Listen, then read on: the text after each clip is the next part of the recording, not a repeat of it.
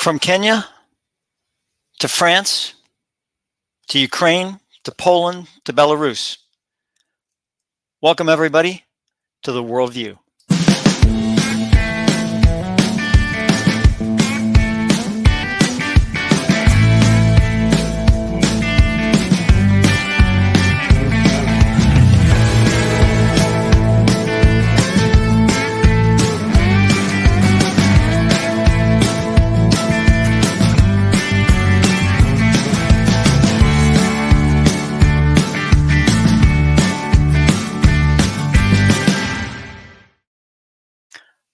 Welcome to the Worldview. I'm Chris Greco, your host for the next 30 minutes to talk about the world as it is and how it impacts the United States. The first one we're going to talk about today, France.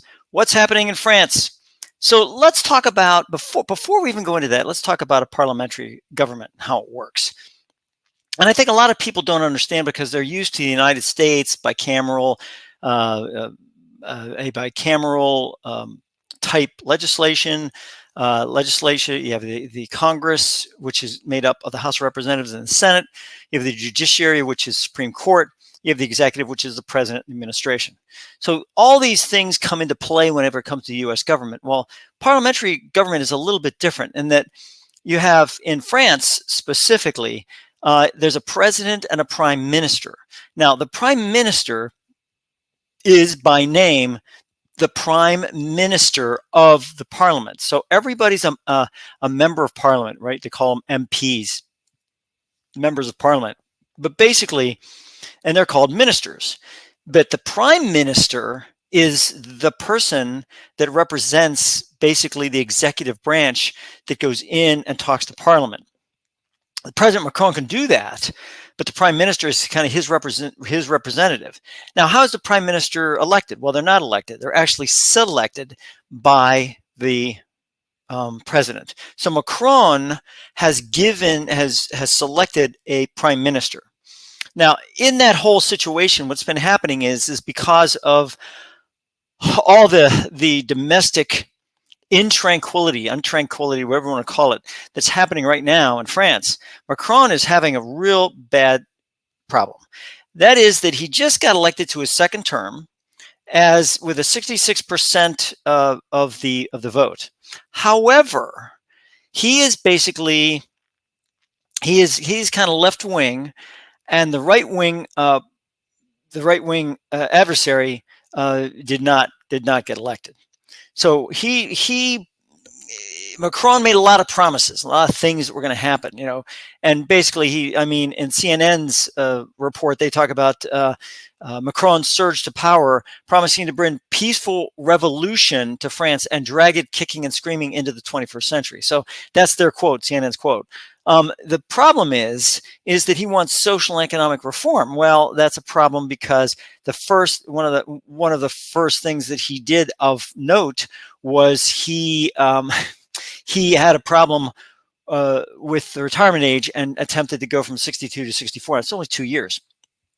But everyone went nuts, and they're still going crazy there in France, and they're having all kind of issues with riots and people burning things, which is amazing, isn't it? How the French had a issue with the revolution that was going on in the United States, but now all of a sudden, boom, they're out there doing that same thing. So it's they've and because the U.S. did it, it's like it's okay type thing. Macron's popularity has hit new lows, 26%, 26%. This guy, not good, right? Now all of a sudden he's decided, and this is as of he started this bit. Actually, what's happened is that he's been running around doing this stuff since 2018, right? So it's he's had the vote and the second vote, but even during his first term, he had issues, right? First term, 66% of the vote, as I said, beat the right-wing challenger, and he's now overwhelming popularity. All these things happen, but now all of a sudden he's got an issue, and with the retirement. But even before that, he he made all kind of issues with the gas tax. So the gas tax was one of his first things he did, and he had all kind of issues there. So what's happening right now is that he is going to have a problem with his government, and the problem with his government is that you want to have a majority of your party. Same kind of thing in the United States. You want to have a majority of your party in the parliamentary, in the legislation aspect, right? Because if you do that, then you can get a lot of things done. If you don't have that, then you can't get a lot of things done. What's happening is he's lost some seats. He's going to have some issues, and he could go down as far as 40 seats. That would be an absolute he wouldn't be able to get a thing done in Parliament. He wouldn't be able to get legislation done at all. And a lot of there are some that are saying that's good because this guy is a loose cannon. You don't want him to mess around with things. In the meantime, he has kept his prime minister. He's kept that person as the prime minister, which is good. She's actually, she's taken a lot of hits for him, including the retirement age thing. She took a lot of hits in Parliament because of that. So she's trying to get her, she's trying to support Macron, which that's a lot of loyalty. I can appreciate that. But in bottom line is going to be that he's going to have a hard time holding on to power, especially after that second term win that he had. So it's going to be an issue, and he's going to have some issues with that whole thing. But that is, so what's happening in France is it going to affect the United States? Now, Forbes did a very good article on how, what's happening in France could happen here in the United States because Social Security is having a problem. It's not going to be very solvent here within the next 5 years or so, 10 years at the most. So basically what's going to happen is that it could go under. So you have to, get more Social Security tax from people. You have to raise the retirement age. In some cases, they're talking about raising the retirement age to 70. That could put a lot of people out of joint. And the reason is, just take a look at some of the law enforcement departments in the United States that are raising retirement from 20 years to 30 years. You walk in thinking at 20 years you can retire, and then all of a sudden you're going to put it at 30 years. Well, people are walking off the job. They've been there for 5 years. They go, wait a minute, I thought I had 15 years. You're telling me I got 25 years, I'm done. So they're walking away from law enforcement. So there's a lot of issues having to be done with all these different aspects, especially when it comes to retirement. So that's basically what's going on there. What I want to do is I want to next put it into Kenya, and Kenya is having a lot of issues now. What I want to do is because this is about Kenya, I want to make sure that everybody understands where this is. So what we're going to do is we're going to go to the globe, and we're going to take a look and make sure that we know where Kenya is. But there's some very big political, domestic intranquility that's happening there in Kenya, and that is going to be an absolute disaster when it comes to a place like Kenya, who's already not doing well from the standpoint of everything from education to issues having to do with political aspects, grain, some hunger issues, those types of things. And this is Kenya right here. You notice it's next to Uganda, who's also having problems with their current LGBTQ legislation. So they're having problems there. They're not having problems. Everyone else is having problems with them. So that's going to be a problem. But they're having an oil pipeline through Uganda. It's going to go through here. They're going to try. I think they're going to try to go around Lake Victoria, but they may have to go through Lake Victoria all the way over to over here. I think they're going to Tonga. So that could be a problem, and it goes right around Kenya. So that could be an issue too. So there's a lot of things happening in Kenya. This is what we're talking about. We're talking about Kenya. You can see also that it's right next to Somalia. Somalia is having a lot of issues having to do with unstable aspects, food, the grain imports. They're having a lot of problems with that, and they've always had a lot of problems with Al-Shabaab, which is a major terrorist group in that area, and a lot of them are actually use Somalia as their home, including Mogadishu. And if you remember back way a long time ago, Mogadishu and Somalia was a problem. Black Hawk Down, if you've ever heard of that, all those areas that has to do with Somalia. So Kenya, and Kenya is going to be a continuing problem with the political aspects of what's going on there. So that's Kenya. I mean, but they've had problems as long ago as 2010. I mean, missing millions, right?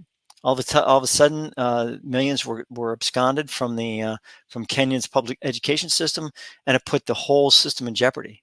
So I mean, that's a problem with that. So that's just, these are just some real quick snippets. The last one, which is pretty current, is talking about Russia nixing the Ukraine deal. Now let's go through this again, and this is interesting because I hear a lot of people talk about this specifically, and I hate to bust on them because I was part of the military too. But there's these generals that get on these news programs and they start talking about stuff, and I sit back and I go, something. If I mean it should be something that we can just discuss here and be done with it. So let's go over what's going on again. Here's Ukraine right here. Part of Ukraine and part that was annexed in 2014.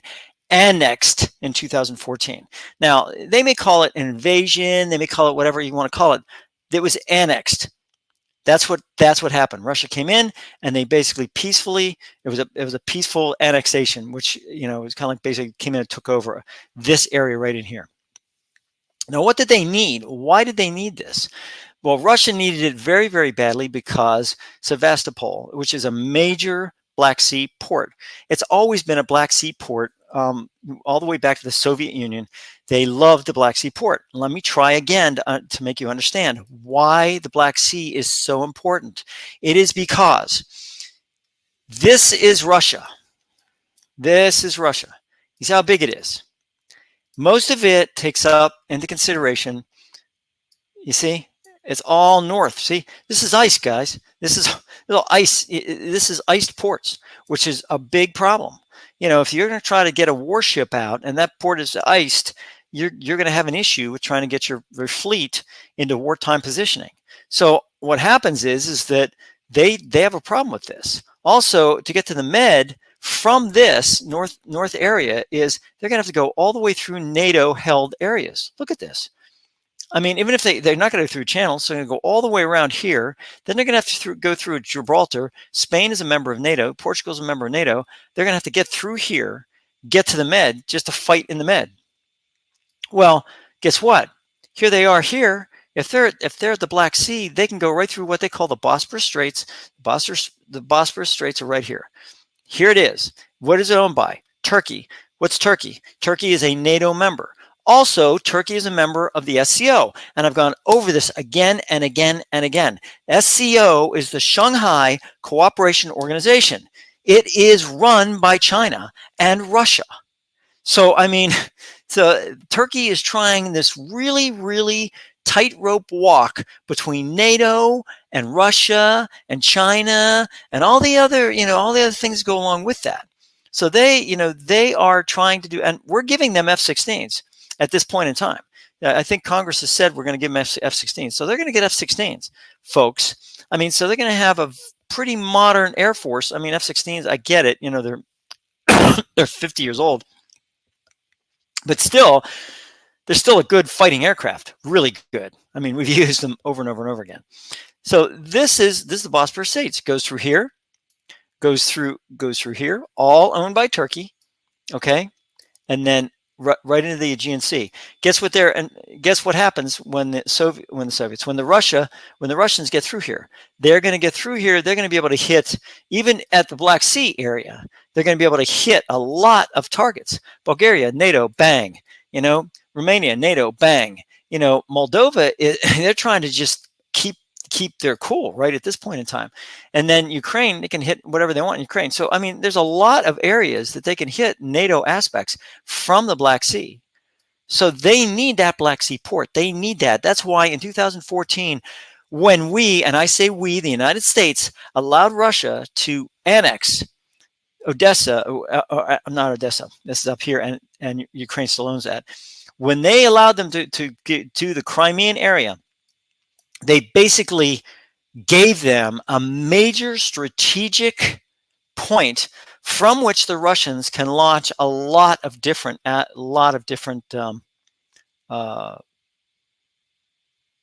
attacks, and that's where they're having all kind of issues.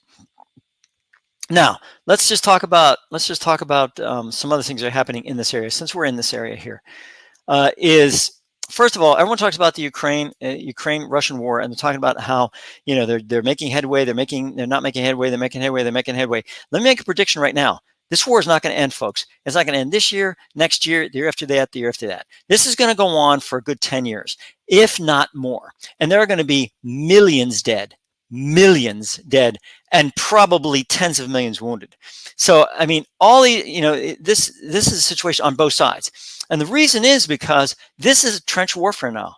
This is a stalemate war. This is going to go on forever as a stalemate war. The Russians are going to push this way. The Ukrainians are going to push this way back. The Russians are going to push this way back. They're going to push this way back. And it's going to constantly be this seesaw war that's going to go on for, a decade, unless somebody comes to the peace table and in negotiations and does whatever. Right now, the UN is powerless. They can't do it because Russia's a major portion of the UN, and they're not going to do anything. So they're just going to sit back, and they're just going to bleed, literally and figuratively bleed Ukraine dry.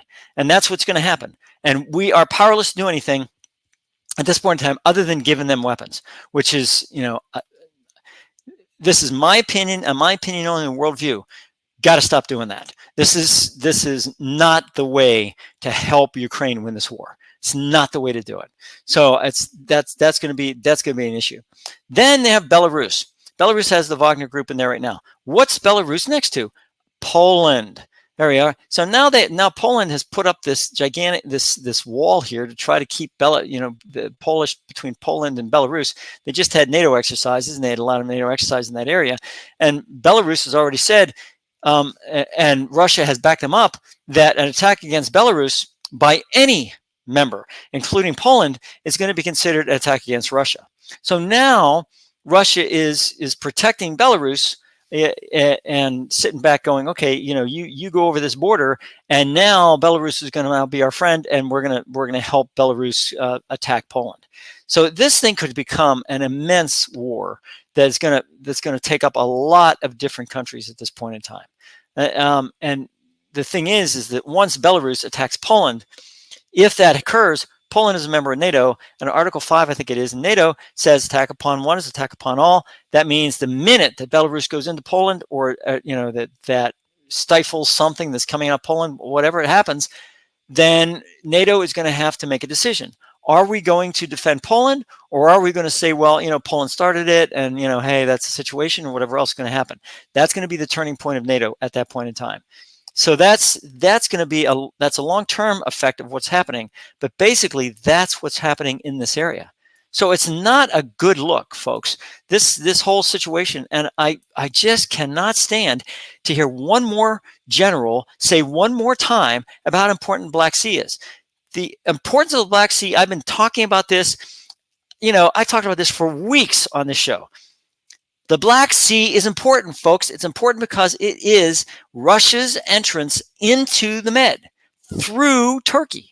So if NATO is attacked and Turkey says, well, you know something, we're part of NATO, so you attack one, you attack all, we are going to make sure that they don't get through the Bosporus Straits. Nobody gets through it. And that's going to be an issue with it. With the Russians, they may just bomb the heck out of that area just so they can get through the Bosporus Straits. So there's going to be a lot of issues here.